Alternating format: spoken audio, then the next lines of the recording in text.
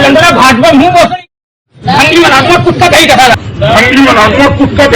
भंगी ये मनवादी व्यवस्था के लोग जो है इन्होंने हम लोग को सबसे निचली स्तर पे डाल दिया। में कहा जाए तो भंगी भय का प्रतीक है और उनको पता है कि भंगियों की औकात क्या है। 1857 में जब हमने क्रांति की थी तो उनके 28,000 को मात्र 500 भंगियों ने नेस्तनाबूद किया था। ये बात उनको याद रहनी चाहिए और जरूरत पड़ने पे अगर ये भंगी कर सकते हो तो भंगी जिस दिन अपने नंगियापा पे उतर गया ना तो आपकी चड्डी भी गीली हो जाएगी। तो आज स्थिति ये है कि अगर सरकार के खिलाफ कोई बोलता है तो बुलडोजर तैयार है भैया, चढ़ जाएगा तुम्हारे ऊपर, तुम्हारे घर के ऊपर। इसलिए ना बोलो तो अच्छा है। अगर जो ज्यादा बोल दिया तो उसकी नौकरी पे खतरा है और ज्यादा बोल दिया तो उसको गोली भी मरवा दिया जाएगा। और कोर्ट में भी हम जाते हैं तो कहीं ना कहीं नाम के आगे लिखा होता है टाइटल में सिंह, तो सुनने में आता है, बहुत से लोग पूछते हैं कि जात क्या है आपकी, तो सिंह है तो क्या ठाकुर है, तो ये कहते हैं नहीं हम एससी हैं। तो एससी में क्या है, तो अगर हमने बोल दिया हेला तो वही भंगी ना। तो ये जो शब्द है वो कहीं ना कहीं गाली की तरह किचोटती है। नमस्कार साथियों, मैं हूं विनीत। इस वक्त मैं इलाहाबाद में खड़ा हूं। यहां तमाम भंगी समाज के लोग इकट्ठा हैं। मैंने भंगी समाज क्यों कहा खुल के, क्योंकि एक वीडियो इंटरनेट पर वायरल हो रहा है। सीतापुर के एक भाजपा नेता एक एम्बुलेंस के सामने गाड़ी रोक देते हैं। विरोध करने पर बताते हैं कि मैं राम किंकर पांडे का भाई हूं। मिश्रा जी राम किंकर पांडे जो कि ब्लॉक प्रमुख हैं सीतापुर में, उनके भाई हैं और बताते हैं कि मैं भाजपा का नेता हूं, अगर ज्यादा बोलोगे तो मार के भंगी बना दूंगा। ठीक से पहचान लो, ये तमाम लोग भंगी समाज के हैं। मैं इनसे पूछूंगा कि ऐसी कौन सी पाठशाला है, ऐसी कौन सी फैक्ट्री है जहां मार के भंगी बनाया जाता है। क्या नाम है आपका? जी, मेरा नाम हर्षित रंजन वाल्मीकि है। जो भाजपा नेता इन्होंने इस तरह का कृत्य एक बार कहा है, कई लोग इस तरह का है, चूंकि ये पहली बार नहीं है, ठीक है। तो उनको एक बार एक मैडम थी, उनको बहुत चस्का चढ़ा था, वो क्या नाम है, कंगना रनावत, उनको वो एक बार चज्जा चढ़ा था, तो उनका काफी विरोध हुआ था। उनको उनकी मतलब वाल्मीकि समाज ने उनकी औकात दिखा दी थी, ठीक है। तो हम भंगी, अब मैं बता देता हूँ इतिहास इसके पीछे। भंगी नाम इसलिए हमको कहा जाता है क्योंकि हम सबसे ज़्यादा लड़ने वाले थे, ठीक है। हमारा इतिहास कोई खराब नहीं है, हमें अपने इतिहास पे गर्व होना चाहिए, ठीक है। भंगी ये मनवादी व्यवस्था के लोग जो है इन्होंने हम लोग को सबसे निचली स्तर पे डाल दिया, ठीक है। जो सबसे ज़्यादा लड़ने वाली कौम थी उसको सबसे निचले स्तर पे डाल दिया कि इनकी पुश्ते जो है ये हमारी लैटरिन साफ करें और ये इनके पीछे झाड़ू बंधा रहे, ये हमारी इनकी पुश्ते जो है यही काम में व्यस्त रहे, ना न्यायपालिका में जा पाए, ना संसद बन पाए, ना इनके लोग नौकरी का इस देश पे राज कर पाए। इसलिए इन लोग हमसे इस कास्ट से इतना चिढ़ते हैं। कितनी संतुष्टि मिल रही है?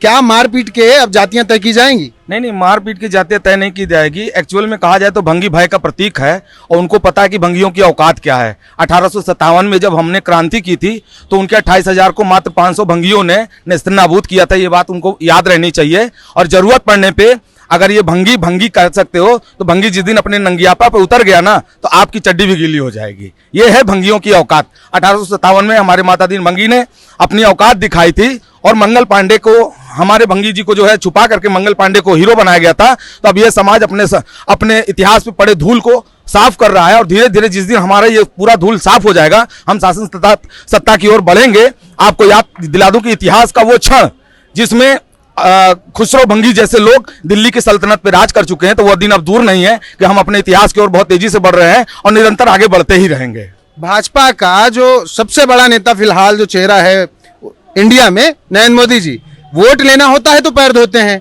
उनके नेता बाद में आपकी जाति को गाली बनाकर बोलते हैं सड़कों पर। क्योंकि इस देश में जिस कम्युनिटी का आपने पैर धोया संगम में, पहले तो आपने हिंदुत्व का सबसे बड़ा प्रमाण दिया कि आप काले कपड़े में गंगा स्नान किए हैं। ये हिंदुत्व है क्या? ये प्रश्नवाचक चिन्ह है मेरी ओर से। दूसरा ये जो सवाल उठता है कि आपने जिन लोगों को का पैर धोया था संगम में, क्या वो लोग वास्तव में भंगी कम्युनिटी से थे या उस कार्यक्रम के बाद उन लोगों का कहीं कोई नामो निशान नहीं मिला? वो लोग आज तक कहां हैं? और आपने वाराणसी के धरती पे कहा था गंगा मैया ने मुझे बुलाया है, तो आज मैं बता दूं कि वाराणसी में आज लगभग 431 कर्मचारी ऐसे हैं जो अपने मानदेय की लड़ाई लड़ रहे हैं और आज तक उनके ऊपर कोई मानदेय लागू नहीं हुआ। वहां आज भी 4 प्रकार का वेतन दिया जा रहा है, जबकि आज वाराणसी के आप सांसद हैं, तो मैं आपसे ये पूछना चाहता हूं कि एक आउटसोर्स के सफाई कर्मचारी को आप 9,500 10,000 रुपए वेतन देते हैं, और एक संविदा ऐसा है जिसको आप 21,000 रुपए दे रहे हैं, दूसरा संविदा ऐसा है जो आज भी 10,500 के लिए संघर्ष कर रहा है, और चौथे नंबर पे जो आउटसोर्सिंग का कर्मचारी है वो भी संघर्ष कर रहा है 10,000 रुपए में। तो आज स्थिति ये है कि अगर सरकार के खिलाफ कोई बोलता है तो बुलडोजर तैयार है भैया, चढ़ जाएगा तुम्हारे ऊपर, तुम्हारे घर के ऊपर, इसलिए ना बोले तो अच्छा है। अगर जो ज्यादा बोल दिया तो उसकी नौकरी पे खतरा है, और ज्यादा बोल दिया तो उसको गोली भी मरवा दिया जाएगा। नाम सोताक्षी सिंह है और मैं पेशे से एक अधिवक्ता हूँ उच्च न्यायालय में। मैं प्रैक्टिस कर रही हूँ और मैं जात से भंगी समाज से ही हूँ। मुझे ये कहते हुए बहुत ज्यादा शर्म नहीं आ रही है, बल्कि मुझे गर्व हो रहा है कि मैं भंगी समाज से निकली हुई एक महिला अधिवक्ता हूँ जो उच्च न्यायालय में अपने हक और अपने अधिकार की लड़ाई लड़ रही हूँ। और आमतौर पे जो आप ये कह रहे हैं कि भंगी शब्द का जो इस्तेमाल किया जाना, ये एक गाली है एक तरह से, जिसको लोग आमतौर पे हर इंसान गाली की तरह इस्तेमाल करता है, चाहे वो पुलिस कम्युनिटी हो या फिर एक राजनीति के क्षेत्र में हो, किसी भी क्षेत्र में हो, लोग इसको गाली के रूप में इस्तेमाल करते हैं। लेकिन ये एक जाति है या ये स्वतंत्रता संग्रामी रहे हैं, ये हमारे जो पूर्वज रहे हैं, किसी ना किसी से तो उन्होंने अपना खून का बलिदान दिया है इस देश को स्वतंत्र कराने में। तो मुझे ऐसा लगता है कि हमारे देश की जो स्वतंत्रता रही है वो किसी जाति या किसी धर्म के बंधन में नहीं बंधी रही है। इस देश की मिट्टी में हर एक जात, हर एक समाज के लोगों का खून बहा है।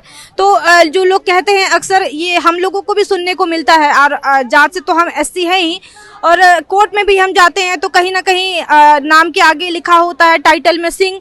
तो सुनने में आता है, बहुत से लोग पूछते हैं कि जात क्या है आपकी, तो सिंह है तो क्या ठाकुर है, तो ये कहते हैं नहीं हम एससी हैं, तो एससी में क्या है, तो अगर हमने बोल दिया हेला तो वही भंगी ना।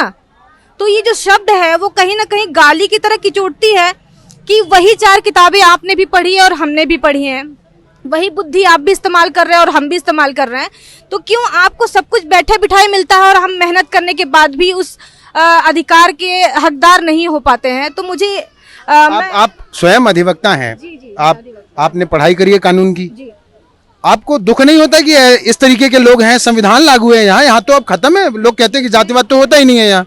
जी, देखिए, जो लिखित बातें होती हैं और प्रैक्टिकल होने में बहुत फर्क होता है। लिखित में बाबा साहब ने जो संविधान लिखा 1950 में, क्या ऐसा लगता है कि 1950 के बाद भी स्थिति हमारी कुछ सुधरी है? मुझे ऐसा नहीं लगता।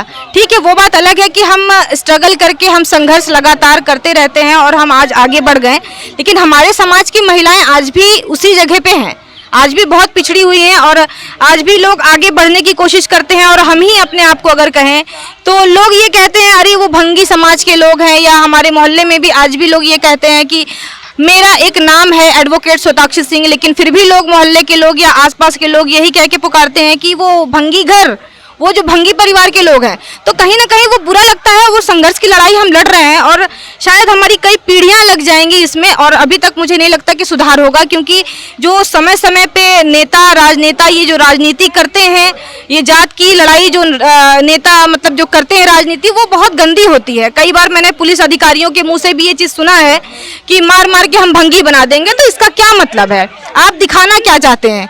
कहीं ना कहीं इंसान जो जात होती है, जो इसकी छोटी जात या बड़ी जात या ब्राह्मण या भंगी कोई पैदाइशी नहीं होता, वो अपने कर्म से बनता है।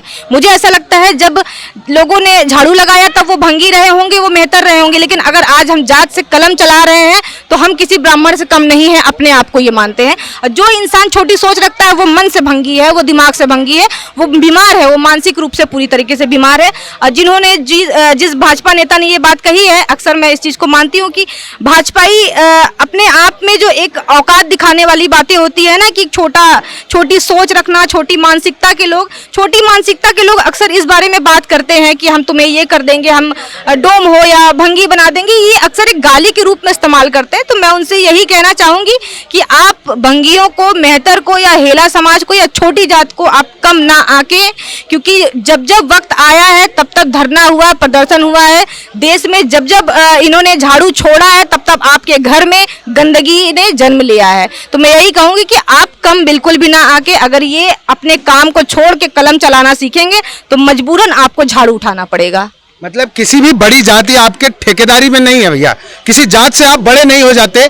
अगर आप किसी जाति विशेष को गाली की तरह इस्तेमाल कर रहे हैं तो समझिए कि उस बिरादरी के लोग भी मूंछों पर ताव दे के आपकी टांग तोड़ने को तैयार बैठे हैं। हमारे समाज के लोग, दलित वर्ग, चाहे हमारा समाज हो चाहे दलित पे कोई भी हो, जब तक ये 33 करोड़ देवी देवताओं के जंजाल से, अंधविश्वास और पाखंड से मुक्त नहीं होंगे, मुक्त होकर समानता की जो है, समानता वाले धर्म को नहीं अपनाएंगे ये, तब तक इनका कल्याण नहीं होगा। तब तक ये इसी जात का नाम ले लेके किसी को चमार, किसी को पासी, किसी को मेहतर करके प्रताड़ित करते रहेंगे। मगर जिस दिन इन्होंने बौद्ध धर्म को ग्रहण कर लेंगे, जिस दिन ये बौद्ध हो जाएंगे, फिर कोई इनकी जात के नाम से नहीं पहचान पाएगा। और उस दिन वास्तव में हमारी जो है धार्मिक रूप में भी, आर्थिक रूप में भी और सामाजिक रूप में भी हमारी जो है तरक्की होगी। लेकिन भाजपा तो बहुत हितैषी बनती है और इस तरीके के कमेंट, भाजपा हितैषी नहीं बनती, सिर्फ वो ड्रामा करती है वोट बैंक के लिए। उन्होंने हमारे समाज के कई भागों में बांट कर किसी को कोई नाम उपनाम दिया हुआ है, महर्षियों का नाम दे दे के उनको अपनी तरफ करके उनका वोट ले रहे हैं। अभी उन्होंने एक और चाल चला हुआ है। अभी कल यहाँ इलाहाबाद में कॉन्फ्रेंस हुआ था, उसमें उन्होंने 27 जातियों के एक करके एक नाम दे के, उनका भी वही रुख है, उन्हीं तरफ है। देखिए, जब तक हमारे समाज को लोग अम्बेडकरवाद और बुद्धवाद को नहीं अपनाएंगे, इनकी तरक्की नहीं हो सकती है। ये कुछ नहीं तो पहले खाली अम्बेडकरवाद को समझ लें और अम्बेडकर को पकड़ लें, इनका कल्याण हो जाएगा। क्योंकि अम्बेडकर जी एक ऐसी हस्ती है कि जिसको हम ही नहीं पूरा विश्व मानता है और जानता है। और उन्होंने इतने बड़े विद्वान थे, अगर उन्होंने कुछ सोचकर 1956 में कहा था कि अगर मैं 2 साल रह जाऊंगा तो इस भारत को बौद्धमय भारत बना दूंगा। और उन्होंने अंतिम समय में, उसके पहले एक बार उन्होंने अपने 1935 के शायद भाषण में कहीं कहा था कि मैं इस धर्म में पैदा हो गया, ये मेरी मजबूरी थी, मेरे बस में नहीं था, मगर मैं इस धर्म में नहीं मरूंगा, ये मेरे बस में है। और यही कहते हैं 1956 में उन्होंने 5 लाख लोगों के साथ बौद्ध धर्म में उन्होंने परिवर्तन करके एक संदेश दिया था दलित समाज को।